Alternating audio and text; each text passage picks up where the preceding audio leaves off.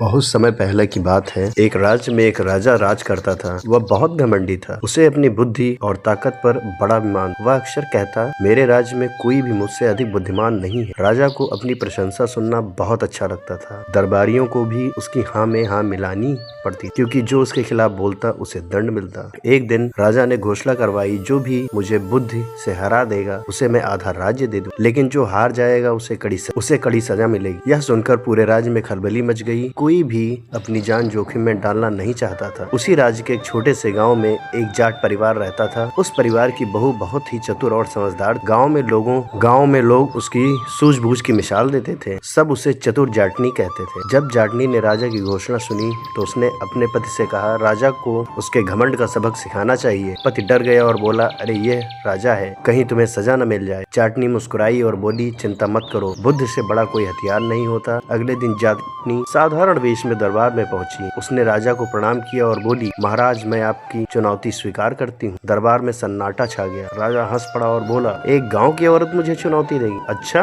बताओ तुम्हारी पहली शर्त क्या है? जाटनी बोली, महाराज पहले आप मेरे 3 प्रश्नों का उत्तर दें। यदि आपने सही उत्तर दिया तो मैं हार मान लूंगी, लेकिन यदि आप ना बता सके तो आपको मेरा एक काम करना होगा। राजा ने घमंड से पूछा, पूछो। जाटनी ने पहला प्रश्न पूछा, दुनिया में सबसे तेज क्या है? राजा सोचने लगा। उसने कहा, सबसे तेज घोड़ा होता है। जाटनी मुस्कुराई, नहीं महाराज, सबसे तेज तो मन होता है, जो एक पल में कहीं भी पहुंच जाता है। दरबारियों ने सिर हिलाया। राजा थोड़ा असहज हुआ। फिर जाटनी ने दूसरा प्रश्न पूछा, दुनिया में सबसे भारी क्या है? राजा बोला, सबसे भारी हाथी होता है। जाटनी बोली, नहीं महाराज, सबसे भारी ऋण होता है, जो इंसान को झुका देता है। राजा चुप हो गया। अब तीसरा प्रश्न आया, दुनिया में सबसे बड़ा क्या है? राजा ने सोचा और बोला, सबसे बड़ा यह मेरा राज्य है। जाटनी ने शांत स्वर में कहा, नहीं महाराज, सबसे बड़ा अहंकार होता है, जो इंसान की आंखों पर पर्दा डाल देता है। यह सुनते ही दरबार में खुसर फुसर शुरू हो गई। राजा को अपनी गलती का एहसास हुआ। उसका सिर झुक गया। राजा ने स्वीकार किया, तुम सचमुच बहुत बुद्धिमान हो। तुमने मेरी आंखें खोल दी। मुझे अपने घमंड पर शर्म आती है। जाटनी बोली, महाराज सच्चा राजा वही है